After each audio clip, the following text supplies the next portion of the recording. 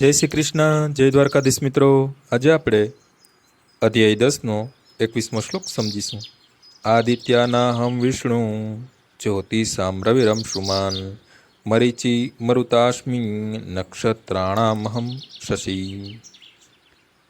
આદિત્યોમાં હું વિષ્ણુ છું, જ્યોતિઓમાં હું તેજસ્વી સૂર્ય છું, મરુતોમાં હું મરીચી છું અને નક્ષત્રોમાં હું ચંદ્ર છું. આદિત્યો 12 છે અને તેઓમાં કૃષ્ણ મુખ્ય છે. આકાશમાં ઝબકતા પ્રકાશપુંજોમાં સૂર્ય મુખ્ય છે અને બ્રહ્મ સંહિતામાં સૂર્યને પરમેશ્વરના તેજસ્વી નેત્ર કહેવામાં આવેલ છે. અવકાશમાં 50 પ્રકારના વાયુ રહે છે અને તેમના અધિષ્ઠાતા દેવ મરીચી શ્રી કૃષ્ણનું પ્રતિનિધિત્વ કરે છે.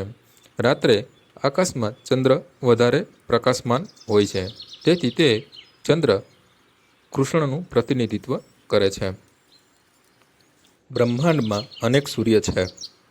જેમ આપણા સૂર્યમંડળનો સૂર્ય એક જ છે અને જેમ સૂર્યપ્રકાશના પરાવર્તનથી ચંદ્ર પ્રકાશે છે, તેવી જ રીતે તારાઓ પણ પ્રકાશે છે